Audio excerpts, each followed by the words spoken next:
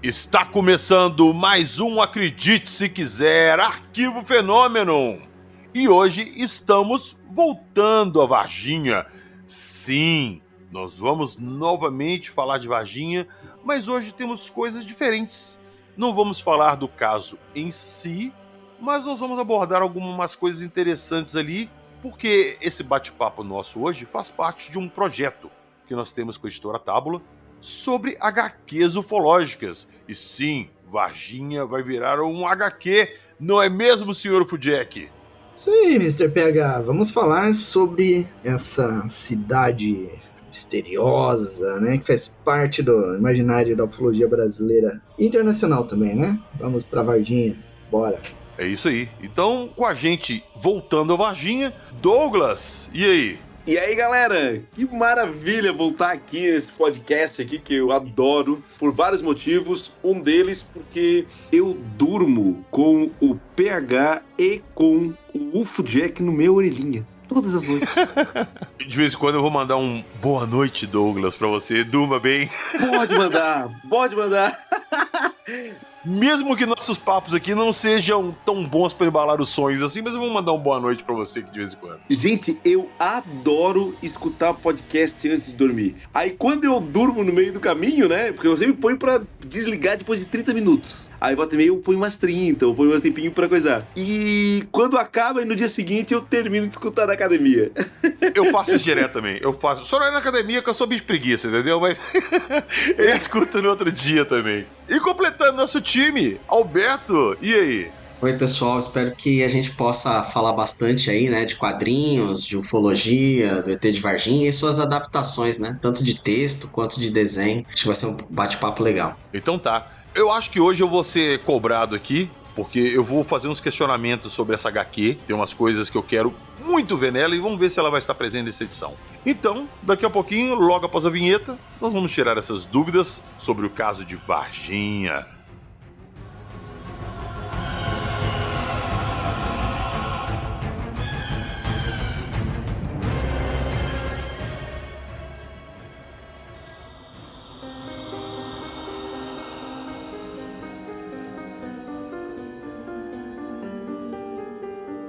Homens de Preto, risco biológico, Moment of Contact, protocolo de contenção, seres extraterrestres.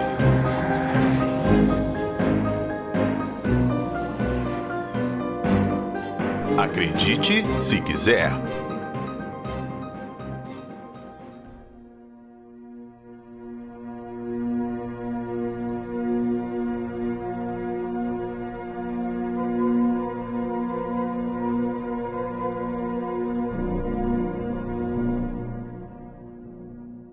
Eu já vou começar tirando uma dúvida com você, Douglas e o Alberto, com vocês dois. A gente conhece o caso Varginha. Eu, principalmente, o Jackson, a gente já falou várias vezes aqui. Conversamos com o Pacatini, conversamos com o Marcão, conversamos com o Arthur, Sérgio Neto também. Então conversamos com várias pessoas que estiveram ali envolvidas com o caso Varginha. Mas uma coisa assim que ficou bem evidente nas nossas conversas aqui é que tem dois pontos ali da casuística de Varginha que foi muito pouco explorado. Em livros, em documentários, em podcasts, às vezes que a gente vê sobre o caso. E eu queria saber de vocês, eu até imagino qual vai ser a resposta, se isso foi abordado nessa HQ. E se não foi, o que nós vamos ver nessa HQ? Como é que foi o trabalho que vocês fizeram para chegar no que vai ser apresentado? Mas a minha pergunta é, vocês vão fazer alguma adaptação da parte do zoológico com a dona Terezinha Klepp e da parte do Rio Doce, da captura das criaturas extras, por volta ali de abril, ou não? Não. Porque assim, não é um quadrinho sobre o ET de Varginha, né? Ele é um dos quadrinhos sobre vários outros casos dentro de uma coletânea de quadrinhos. Então, o número de páginas são muito limitados, né? Então tem 10 ou 12 páginas para falar sobre o caso de Varginha, né? Tipo, cada um dos autores deste quadrinho, que vai ser o primeiro quadrinho na parceria Acredite Se Quiser e Tábula, com várias histórias, né? Sobre casos famosos e até alguns casos não tão famosos, e inclusive uma das histórias é sobre um caso familiar da artista, inclusive. Então a gente não tem muito espaço para poder ampliar tudo. O roteiro que eu preparei, que o Alberto fez um trabalho lindíssimo de arte, ele cita a questão do zoológico, cita essas questões que aconteceram posteriores ao Varginha, ao evento em si, mas o foco principal é o que aconteceu naquele momento. Inclusive, um dos protagonistas, né, que a gente acaba vendo, a gente acaba descobrindo que é uma entrevista.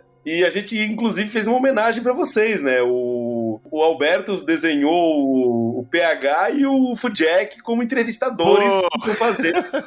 Vocês meio que são os personagens principais do quadrinho.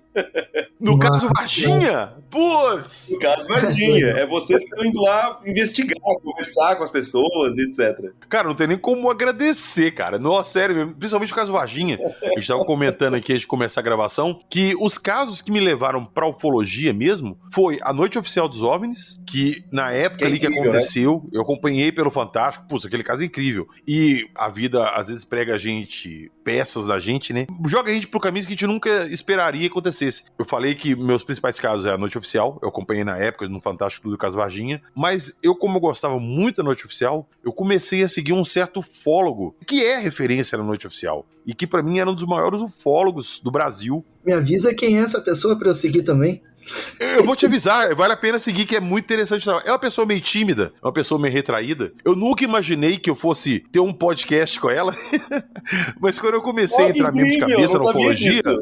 cara, quando eu comecei a entrar de cabeça na ufologia, que eu fui pesquisar, eu quero saber mais sobre a Noite Oficial. A primeira pessoa que eu achei, assim, com uma pesquisa extensa e bem detalhada foi o Jackson. Então eu já conheci o Jackson muito antes do Jackson saber da minha existência. São muito bons. Sim, e, cara, legal. Quando eu convidei o Jackson pra participar do Acredite Se Quiser aqui comigo e ele aceitou, pra mim foi assim, ganhei na loteria, saca? Sonho realizado. Eu falei, nunca imaginei que eu ia ter um Fujek comigo num podcast, cara. Que massa. Que massa, que legal. E eu já vou aproveitar, Douglas, antes de entrar aqui no que foi feito nessa HQ do caso Varginha, eu já quero deixar um pedido para na segunda leva de casos ufológicos que nós vamos fazer, claro que nós vamos fazer a segunda edição, uma terceira, uma quarta, mas na segunda, sim, eu gostaria de uma segunda parte de Varginha sobre o zoológico e sobre a parte do Rio Doce, das capturas das criaturas lá, e a Noite Oficial dos OVNIs. Eu queria muito. No quadrinho, tem uma das histórias que ela dá uma pincelada muito por cima sobre a Noite Oficial dos OVNIs, porque é uma área muito bem documentada, né, na ufologia brasileira. A gente achou que não daria para fazer numa história curta. Então a ideia é, no futuro, fazer um projeto só sobre a Noite dos OVNIs. Oh, delícia! É isso aí. Mas voltando ao nosso quadrinho, a gente teve uma vantagem muito grande que a gente tem em relação a tudo que foi produzido sobre Varginha nos últimos tempos. Varginha já faz 20 anos, né? E muita gente que tá escutando aqui talvez não saiba, né? Varginha tem quase 30 anos, cara. Quase 30 anos. Sim. Varginha tem exatamente 28 anos. Isso, faz quase 3 décadas, realmente. E assim, em 2022 saiu um documentário, né, do James Fox, do Marcão Moment of Contact. Isso, e ele é um documentário que ele traz muita coisa que nós tínhamos visto apenas em alguns artigos, alguma coisa assim muito específicas. Então, assim, o grande público não pegou o que tem no documentário. Até porque agora que ele entrou no YouTube, até pouco tempo atrás, pra tu assistir ele, tinha que alugar. Sim. Então, assim, o nosso quadrinho ele teve essa vantagem, assim, em relação à produção de materiais. Você citou ali que você vai abordar bem ali o caso Varginha em si, e que vai ser tipo vai descobrir que é uma entrevista, que eu e Jackson estamos lá no meio. Isso. Mas você vai abordar o quê? A parte das meninas ali encontrando seres no muro? O Alberto, se quiser falar aí como é que inicia o quadrinho, acho que isso aí seria legal, assim, porque a perspectiva inicial do quadrinho, o gancho pra chamar o leitor aí pra ler o quadrinho é um pouquinho diferente disso ainda. Se quiser aí, Alberto, mata aí. Bom, é o seguinte, né? A natureza dessa história em quadrinhos é uma ideia de HQ documentário. Porém, ela abre espaço para algumas criações, né? Então, que é aí que fica realmente a cara do quadrinho. Então, o quadrinho ele vai começar com o ponto de aterrissagem da nave ou do micro-ônibus, né, como alguns comentam, a partir do ponto de vista do alienígena. E, obviamente, só o quadrinho pode trazer esse tipo de interpretação. E aí a gente vai acabar mesclando com elementos reais, né, que aconteceu dentro dessas reportagens, né, que aí a gente pega e tenta documentar o máximo possível, mas sem engessar no documentário. A gente precisa ter alguns pontos, por exemplo, de ficção. Então, a ideia de ilustrar com alguns personagens conhecidos, né, como vocês, como o Sidney Guzman, por exemplo, isso aí é muito bacana. A gente teve lá, por exemplo, vai aparecer o MIB, o Homens de Preto, ali em um dos quadrinhos. Então a gente faz essa mesclagem porque, acima de tudo, história em quadrinhos é entretenimento, né? E, claro, dentro de uma história fechada com limites. Então é por isso que muitas... assim, eu penso, né, que o Douglas, quando fez o roteiro, ele tem que fazer escolhas, senão você não consegue fazer uma história em quadrinhos curta com a informação essencial. Eu, particularmente, quando eu recebi o roteiro, eu fiquei maravilhado. Para mim era uma bênção, ganhei um presente para poder ilustrar, né? Então eu espero e acho que o pessoal vai gostar bastante dessa HQ. Ô Douglas, antes de entrar ali na história da HQ, o que foi abordado? Eu não te perguntei isso no outro episódio que a gente fez aqui também sobre as HQs, mas como é que foi feita essa seleção dos casos? Como é que você pegou os casos? Como é que você chegou nos casos que a gente vai transformar em HQ? E por que Varginha? A gente tem ali a Operação Prato, tem a Noite Oficial, tem casos muito grandes no Brasil, e você chegou justamente em Varginha. Sim, Varginha acho que provavelmente é o mais conhecido, até pela divulgação que teve na mídia, mas como é que você fez essa seleção para chegar nesses casos? Tá. É assim, na verdade, quem é o organizador deste quadrinho é o Alex Mir. O Alex Mir é um quadrinista incrível, ele já foi ganhador de vários prêmios HQ Mix, que é o Oscar dos quadrinhos brasileiro. E o Alex, ele juntou primeiro uma equipe, né, de grandes artistas. E eu tive a honra de ser um dos participantes deste quadrinho, eu e o Alberto. Eu como roteirista e o Alberto como artista dessa história. E aí ele deu liberdade para as equipes criativas escolherem histórias que, de alguma maneira, fosse, se quisesse contar, mas dentro de um limite, né, de no máximo uns 10 páginas, 12 páginas cada uma das histórias. Então, por exemplo, o Alex, ele escolheu o Capitão Abelha. O próprio Alex, né, que é o organizador. Ele tá fazendo junto com a Mari. Já o Leandro e a esposa dele, que são dois artistas incríveis lá do norte, eles vão fazer sobre o Chupacabra. A Germana Viana já optou, ela faz o roteiro e o próprio desenho, né? Ela já optou pelo caso Maria Sintra. O Laudo, pelo caso do Nelson Tasca.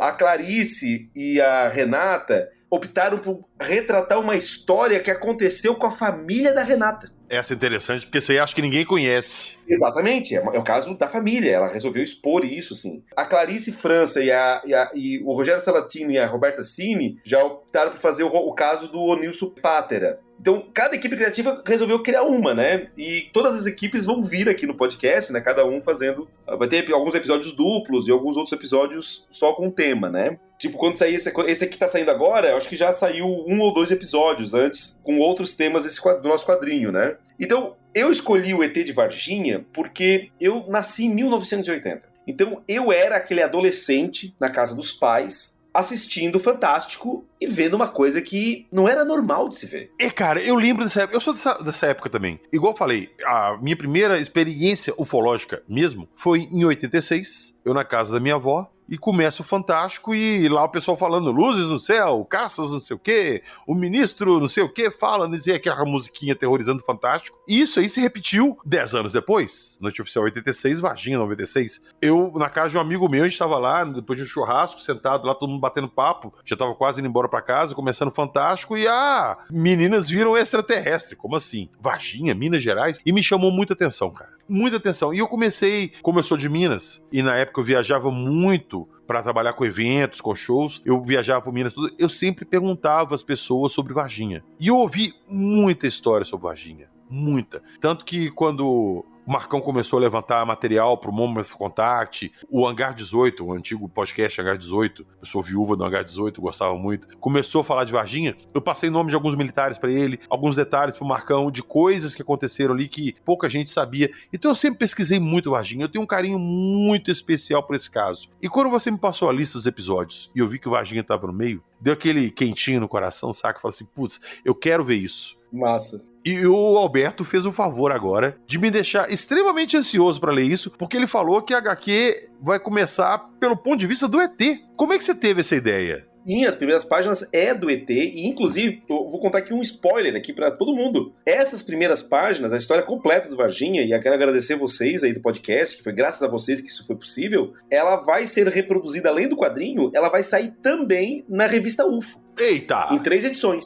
As 4 primeiras páginas na edição agora de outubro, depois mais 4 em novembro e 2 ou 4 em dezembro. Pô, que legal, cara. Pô, muito, cara, e tinha que ser Varginha mesmo. Varginha é um caso, assim, que chama atenção, como eu te falei. Pra mim, a trinca de ouro da ufologia no Brasil é Noite Oficial, Varginha e Operação Prato. Eu acho que qualquer um desses 3 que começasse, ia começar bem. Legal. Porque, assim, ó, Varginha, pra quem não esteja sabendo, né, a gente tem que lembrar que muita gente que tá escutando esse podcast aqui é gente nova, não é velho, pai, que nem eu e tu. Pois é, cara.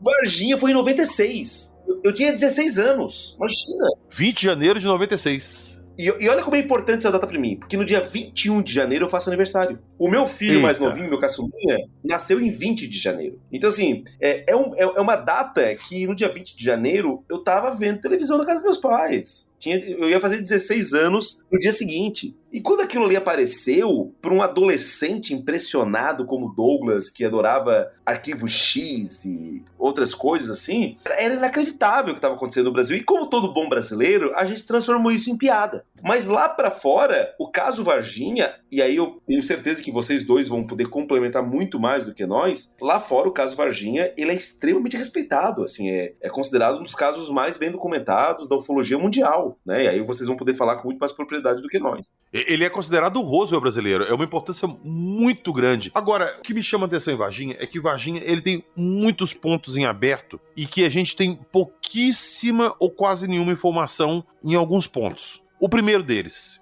a queda da nave. Quando a gente começou a estudar o caso Varginha ali, logo no início, não se falava de um local de queda. A gente não tinha informações de uma queda de uma nave. A gente tinha ali o relato do Eurico e Doralina, que eram os caseiros de um sítio, que foi o primeiro avistamento da nave. Ela passou bem baixo pelo pasto, soltando uma fumaça branca. Eles ficaram observando ela um tempão até ela sumir por trás das montanhas, que do outro lado dessas montanhas estava a cidade de Varginha. Então se especula que ela tenha caído entre a fazenda... Como é que chama a fazenda, Jackson? A fazenda do caso, eu não lembro agora. Aioline, alguma coisa assim. Isso, obrigado. Fazenda Maioline. A gente especula que a nave caiu entre a fazenda Maioline e Varginha. E, por algum motivo, não se sabe qual também, os alienígenas abandonaram a nave e foram a pé para Varginha. Esse ponto, no caso Varginha, ele é muito obscuro. A gente não sabe ao certo o que aconteceu. Até que um bom tempo depois dos primeiros fatos do caso Varginha virem à tona, apareceu a figura do Carlos de Souza, que começou a falar que estava andando na estrada e viu alguma coisa caindo, ele achou que fosse um avião, ele tentou seguir para ver onde que ia cair, caiu, ele foi até o local para ver se tentava prestar socorro, chegou lá e se deparou com um cenário muito parecido com Roswell. Era um campo, numa propriedade rural, cheio de destroços, ele pegou um pedaço desse destroço, amassou e ele voltou à forma na mão dele. É o mesmo caso de Roswell, né? A mesma narrativa, né? Sim, exatamente a mesma. E logo depois chegaram militares e mandaram ele sair de lá, pegaram, confiscaram o que ele estava na mão e saiu de lá. Ele contou depois que parou num restaurante e ele estava lá tomando um café, alguma coisa assim. E 2 pessoas chegaram perto dele e falaram assim, você não viu nada lá. Pegaram o nome da placa do carro dele, falou, a gente tá te vigiando, eu não quero que você fale nada. E por isso que ele ficou em silêncio esse tempo todo, depois apareceu. Mas a gente tem só o relato do Carlos de Souza. Só esse. Na sua história, você falou que a gente tem ali o ponto de vista dos ETs. A gente vai ver esse momento da queda? Como foi? Vamos. O Alberto fez um desenho muito bonito, muito legal, assim, dos primeiros momentos da queda. Ele faz o alienígena saindo da nave, né? E ele vai até o momento que as meninas encontram ele. E aí, depois desta virada, né? Depois desse momento do encontro, aí entra o PH e o Jack e começam agora a entrevistar moradores, médicos... É uma investigação ufológica. Uma investigação ufológica para entender o que aconteceu. E aí no quadrinho, como a gente tem uma limitação de página, a gente tentou botar o máximo possível de informações para que o leitor se sentir curioso e ir pesquisar, porque tem alguns pontos que são muito interessantes em Varginha após esses quase 30 anos. Um dos pontos, a gente coloca no quadrinho, é o fato daquele militar que morreu após ter tido contato com o alienígena. O Marco Elixerese.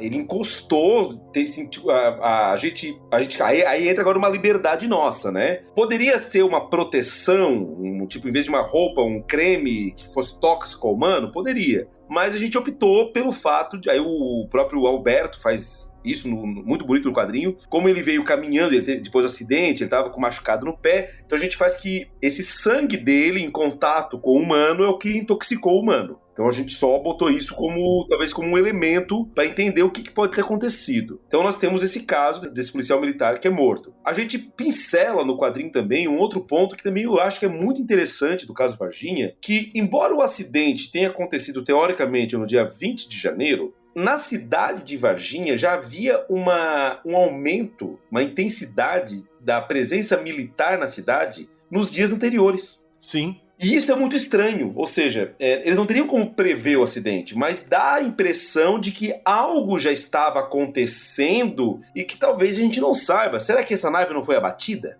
Ô Douglas, então agora eu vou te dar uma informação pra você e pro Alberto aqui em primeira mão, porque isso aqui a gente já conversou. Inclusive, um militar da Marinha conversou comigo que ele conheceu um capitão, alguma coisa, um comandante, e... Você sabe que a nave de Varginha, ela foi abatida. O que aconteceu? Ela estava no espaço aéreo americano e caças começaram a entrar em perseguição com ela. Eles tentaram alvejar a nave, acertaram a nave, ela começou a emitir uma fumaça branca e essa nave disparou do radar deles. Sumiu. E logo depois ela reapareceu a milhares de quilômetros de distância, no Brasil. Então o NORAD, monitorando essa nave que estava avariada, entrou em contato com os militares americanos, e quem respondeu de prontidão de imediato foi a Marinha, que estava pegando um objeto não identificado no espaço aéreo sobre o mar no Brasil. A Marinha monitorou esse objeto, passando as coordenadas por NORAD, e foi informado ao NORAD que esse objeto cairia em algum local ali próximo de Varginha. Não especificou exatamente Varginha, mas especificou que cairia em algum local ali na região de Minas Gerais. Antes da nave cair, já foi feita uma mobilização de contenção, então quando os seres foram encontrados, eles já sabiam que a nave ia cair ali. Por isso que foi tudo tão rápido e tão planejado, porque eles já sabiam de antemão o que estava acontecendo. Não foi que alguém viu alguma coisa, acionou e eles se mobilizaram para resolver aquilo. Não, eles inclusive fizeram isso tudo para tentar encobrir e ninguém descobrir. É importante quem está nos escutando entender que nas cidades vizinhas a Varginha existe sim uma base militar. Não é anormal nós imaginarmos que haveria uma presença militar tão rápida e efetiva em Varginha, mas que alguma coisa já estava despertando o interesse deles dias antes, isso é anormal. O segundo ponto que a gente pincela também no quadrinho, que a gente tenta trazer a curiosidade do leitor, é o fato de que, além da morte desse militar, que teve um contato e ele morreu com uma... O próprio médico disse que ele morreu com uma doença como se todo o sistema imunológico dele tivesse morrido antes. Sim, sabe? Exatamente.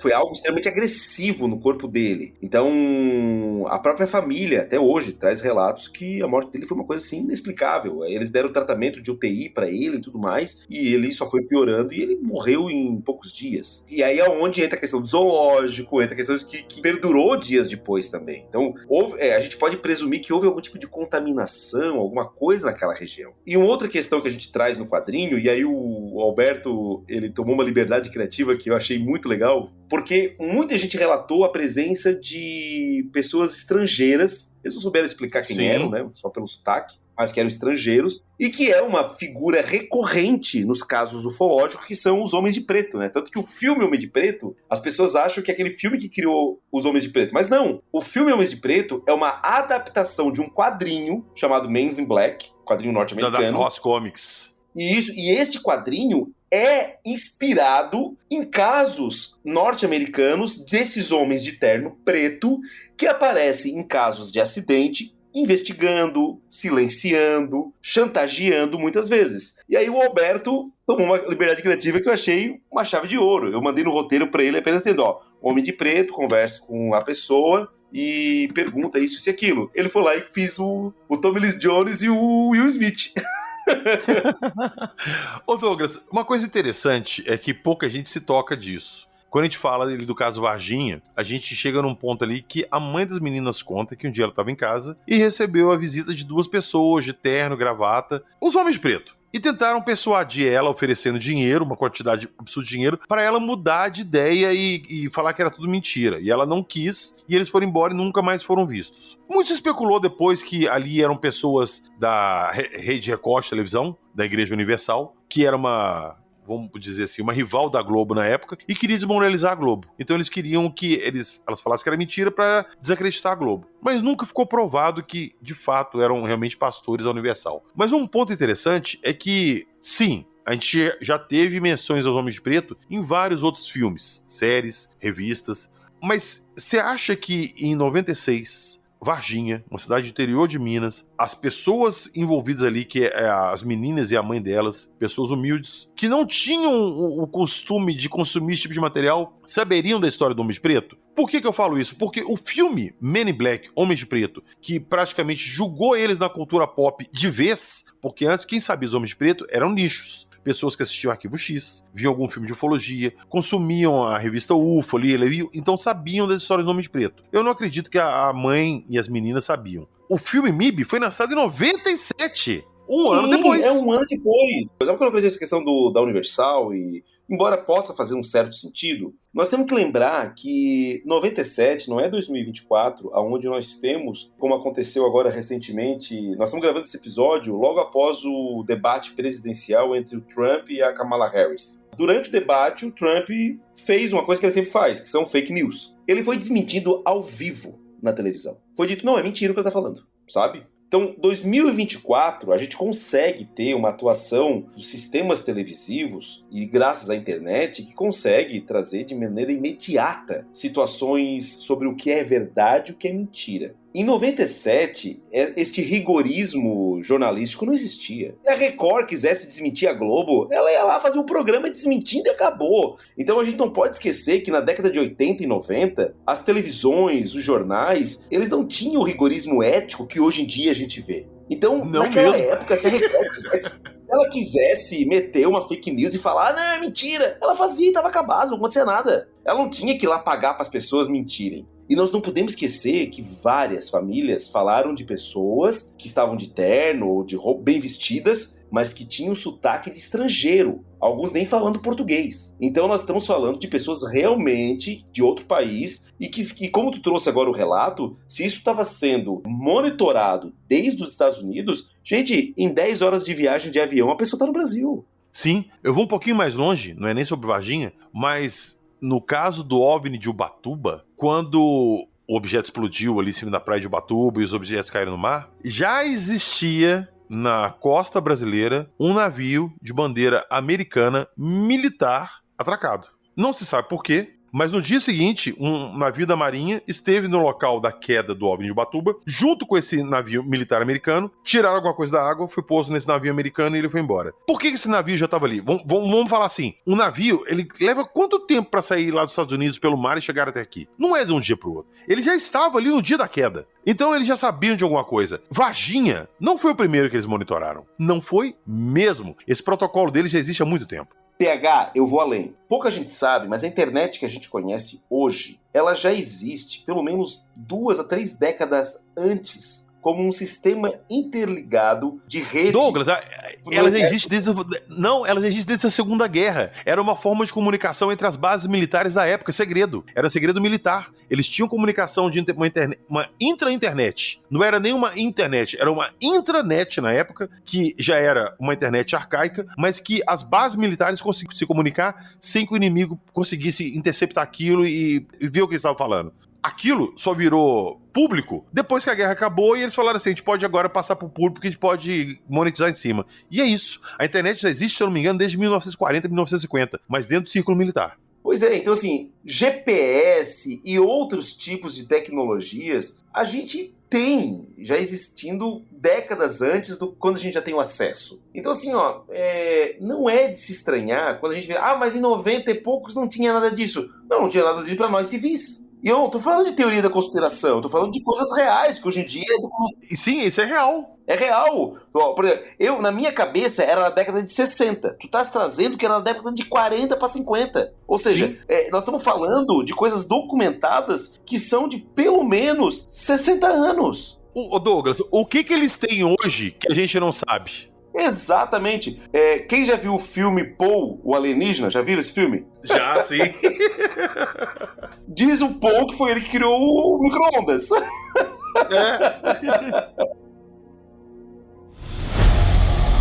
Você está ouvindo? Acredite, se quiser.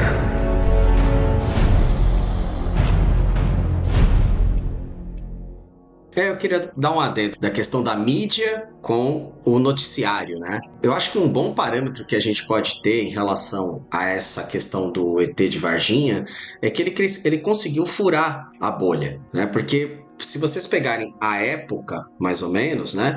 Você vai encontrar muitas reportagens ou muitas notícias sobre ETs e coisa desse gênero de maneira como se fosse uma chacota. Você vai ter, por exemplo, notícias populares. Exato, você vai ter notícias populares com diversas reportagens e tudo mais.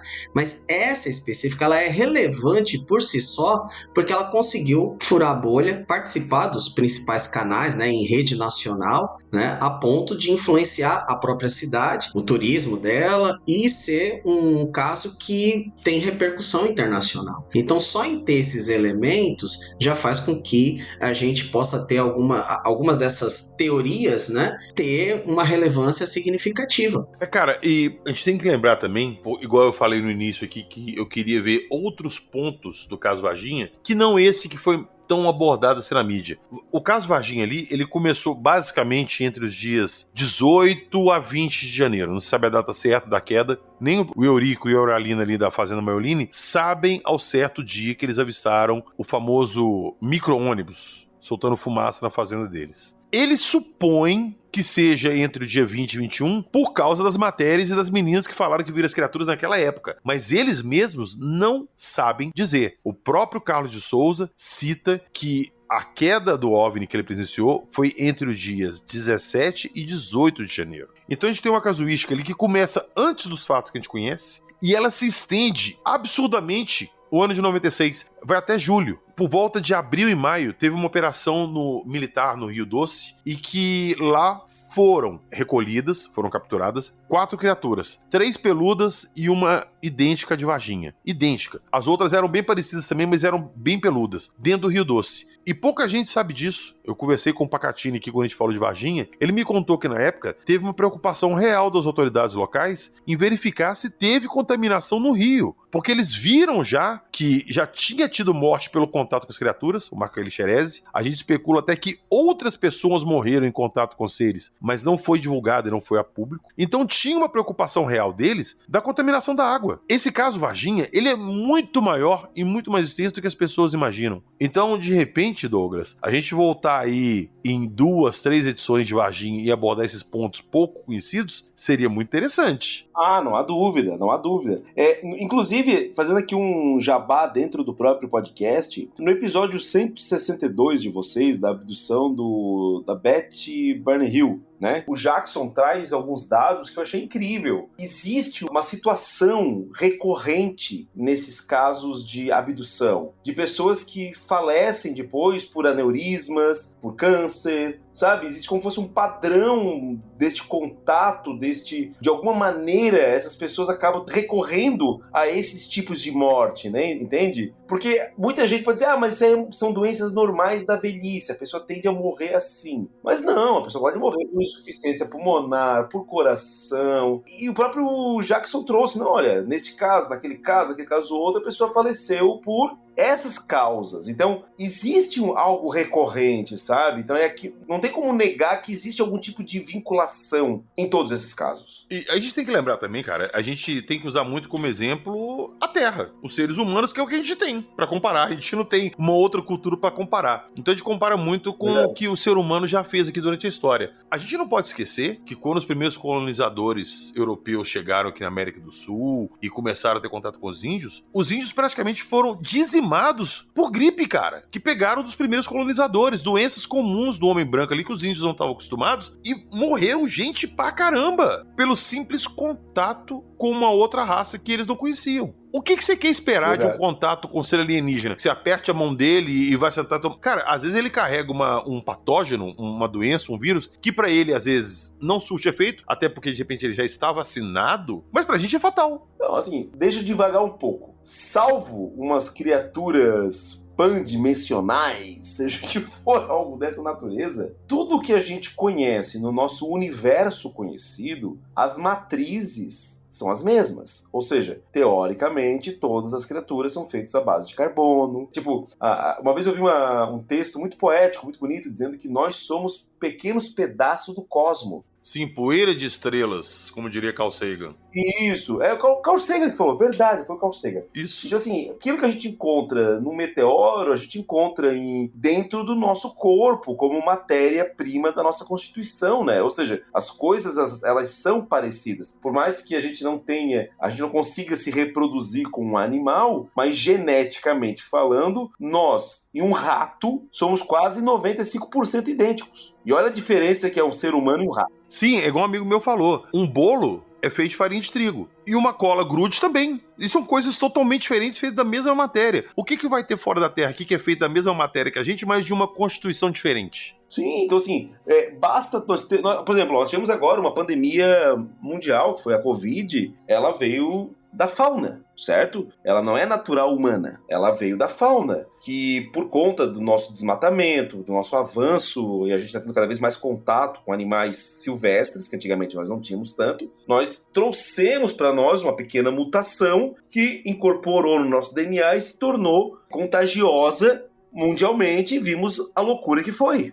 Então, não é de estranhar que algumas coisas que vêm de um organismo talvez alienígena, partindo da premissa de que existem, que eles nos visitam, talvez migrar para nós de alguma maneira, né? Com uma certa toxicidade e por aí vai. Sim, você não escutou ainda, porque no momento que nós estamos gravando esse episódio, o nosso episódio dessa semana não foi ao ar ainda. Ele vai ao ar amanhã, nós estamos gravando uma quarta. E vai ser um episódio chamado Resíduos Extraterrestres. Eu e Jackson, nós reunimos ali várias evidências que essas supostas visitas deixam. Sejam marcas de pouso, implantes, pedaços, traços radioativos e doenças. Nós falamos de uma síndrome chamada Síndrome de Morgellons, que acometeu apenas os moradores de uma pequena vila na França. E essa síndrome era caracterizada por feridas na pele, com pústulas que fediam muito e saíam pus e machucavam, e delas saíam filamentos que o tamanho deles variava de milímetros até 15 centímetros, que eles tinham uma constituição não orgânica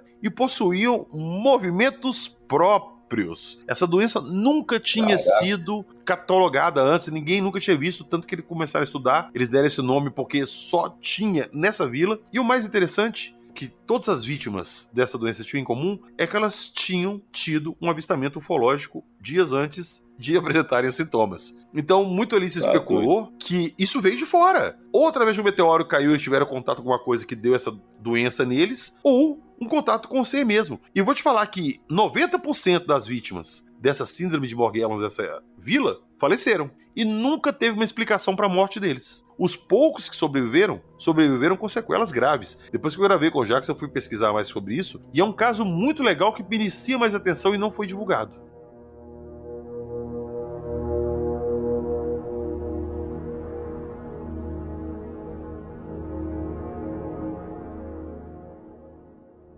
Ô Alberto, na parte ali do desenho, da arte gráfica ali dessa história, como que você fez ali pra traçar a casuística? A gente vai ver o quê? O início ali com os seres e vai até aonde isso aí? O que você se propôs a fazer ali dentro do roteiro que o Douglas passou em termos de arte? A gente vai ver o caso inteiro ou ele vai parar em algum ponto ali com aquele vamos continuar depois? Bom, eu como quadrinista, eu sempre penso em interpretar o roteiro que chega até mim, né? E transformar ele em quadrinhos, ou seja, criar uma narrativa. Não é apenas quadro 1, aí tem lá os desenhos, né? Você precisa criar uma história, né? E também tem um outro ponto que a gente está lidando com algumas pessoas que ainda estão vivas, né? Então, por exemplo, como é que eu vou representar graficamente o soldado que morreu? Ele tem uma família ali, né? Então você tem que ter um cuidado na hora de você fazer uma interpretação gráfica, né? Então, o que a gente foi trabalhando? Existem duas coisas. Uma é a parte da fantasia, né? Que é como eu falei para vocês, né? pensar na nave com o ET caindo em primeira pessoa, isso não tem como não tem nada documentado, né? Então a gente tem que imaginar isso daí, é a fantasia no caso, né? Bem como esses homens de preto, também uma fantasia. Por exemplo, a questão da morte do soldado. O único dado que a gente tem em termos de registros pictóricos é uma foto dele. Então, obviamente eu não vou usar isso daí, eu vou usar uma representação gráfica, ele passando mal ou alguma coisa do gênero. Onde a gente tentou ser mais fiel, né? Na questão do ET, como ele se posicionou, né? Aquela coisa mais assustada e tal, a gente tentou não fazer ele como se fosse um ser de comics, né? Mas sim como descreveram, né? Fazer as garotas minimamente ali parecidas também. E eu acho que essa história ela vai ter um gostinho de quero mais para quem é ufologista. Eu quero mais informações, eu quero mais coisas. E aí jogo aqui uma ideia, né? De repente... Aí, Douglas, a gente podia fazer uma graphic novel, né? Desse caso do ET, com todas essas sugestões aí que estamos recebendo, né? Mas teria que ter a assessoria do Acredite. Na hora, fazer uma graphic novel ali do caso Varginha inteiro, da casuística toda, completa, com tudo que a gente sabe, é meu sonho de consumo. Bora roteirizar, cara. Vamos fazer roteiro. Agora, uma coisa que eu acho muito importante, aí eu falo como quadrinista, mas eu falo como leigo. Eu não estudo ufologia, nunca...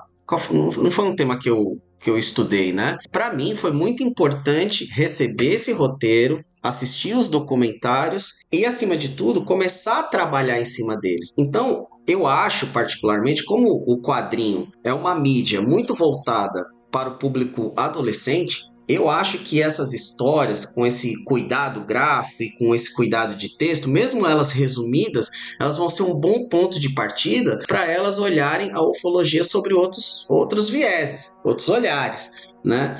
E introduzir novos leitores. E essa pode ser uma excelente oportunidade de, através dessas histórias curtas, a gente conhecer outros produtos, fazendo um comparativo, né?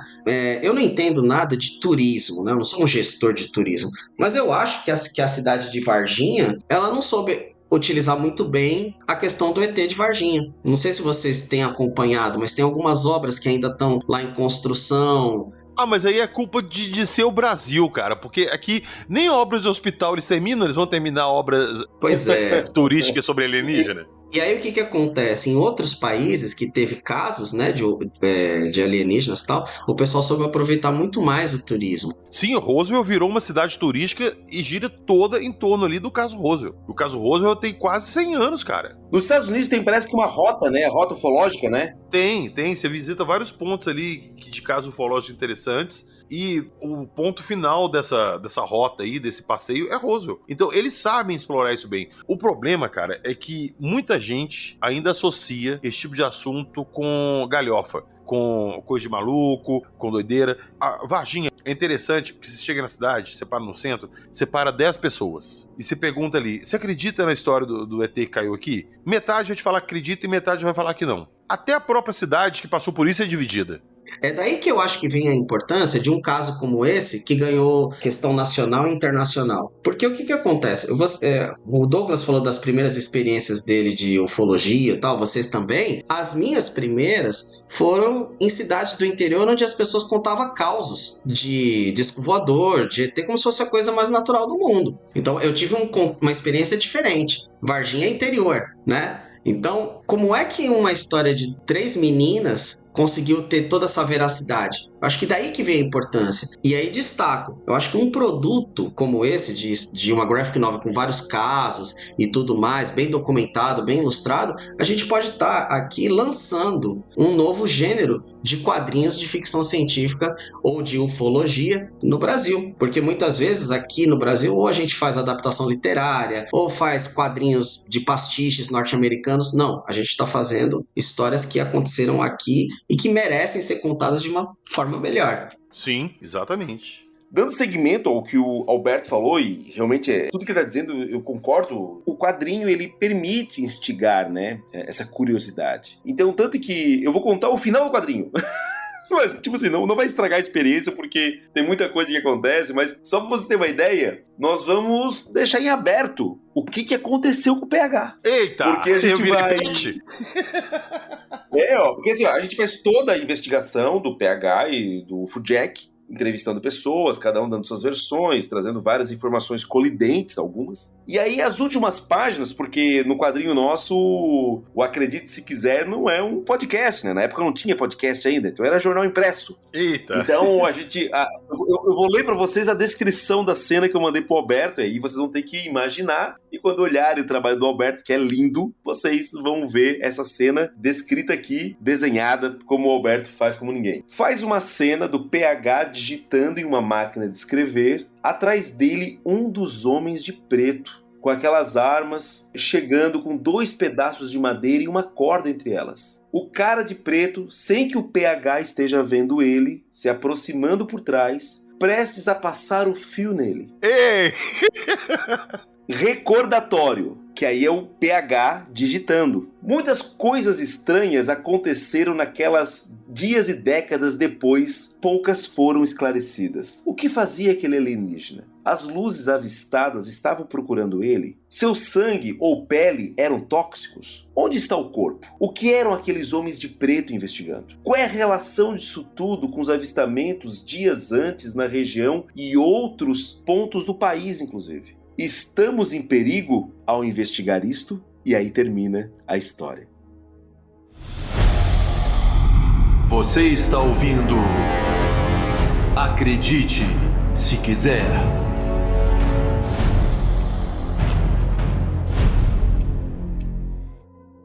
Então foi isso. Falamos novamente sobre Varginha. Provavelmente todos vocês que estão escutando a gente já conhecem o caso. Alguns conhecem com mais profundidade, outros não conhecem tantos detalhes. Mas eu quero novamente agradecer a presença do Douglas aqui. Valeu demais. E eu gostaria de deixar um pedido aqui pra você. E eu vou estender esse pedido para os nossos ouvintes. Eu vou abrir uma enquete pra pedir ajuda pra vocês, pra gente convencer o Douglas. Ô Douglas, você citou aí que a gente poderia fazer uma graphic novel sobre Varginha com toda a casuística que a gente tem pesquisada. Toda. Isso pra mim era o meu sonho de consumo. Vamos levar essa ideia adiante, vamos fazer uma graphic novel completa de Varginha. Eu vou deixar uma enquete aqui e eu quero a ajuda de vocês. Votem, por favor, pra gente fazer isso. O Alberto é um desenhista incrível. Se a gente mandar um roteiro massa pra ele, eu tenho certeza que ele vai fazer um trabalho maravilhoso. Então nós vamos começar trabalhando nisso amanhã.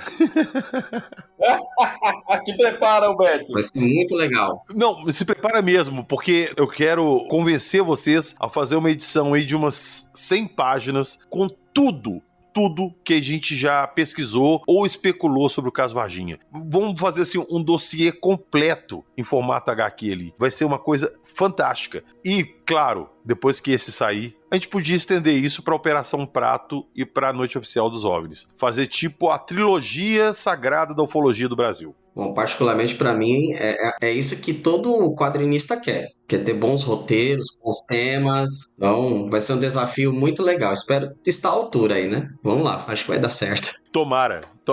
Então, Douglas, o desafio tá lançado. Eu vou fazer uma enquete aqui e eu tenho certeza que eu vou te mostrar um resultado aqui que a galera, sim, vai pedir pra essa graphic novel ver a luz do dia. Então, meu amigo, só tenho a te agradecer novamente sua presença aqui e pense com carinho nisso aí que nós propusemos hoje e o espaço é todo seu. Gente, assim, pra 2025 a gente tá sem projeto, eu e o Alberto. Então, assim, cara, se vocês embarcarem nessa e o Alberto dando sinal verde, credo, mas a editora com certeza vai lançar esse material e essa trilogia, se vocês toparem. Mas, meu Deus, com toda certeza. Já tá mais do que topado, meu amigo. Já tá mais do que topado. O que precisar de mim e do Jackson aqui, pra isso sair do papel, nós estamos à disposição. E você pode ter certeza que se você deixar o roteiro da Noite Oficial na mão do Jackson, só ali tem uma trilogia. Talvez mais.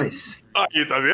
Eita! Falando nisso, eu vou aproveitar aqui e já puxar o bonde aqui, puxar o fio da meada. Senhor Ufujack, você tem um livro aí, um livro gigantesco da Noite Oficial, mas parece que tem material novo aí, porque você tá preparando uma segunda edição também, né? Pois é, vai vir a parte 2, né? O volume 2 aí. Eu dei uma pequena pausa por causa de alguns problemas aí, mas já estou retomando, tem novos dados a acrescentar, algumas novas entrevistas a realizar, então vai ser um material bem legalzinho aí, né, futuramente aí, sobre a Noite Oficial. Pois é, então tá vendo, né? Então material não falta, então aguardem aí que 2025 promete.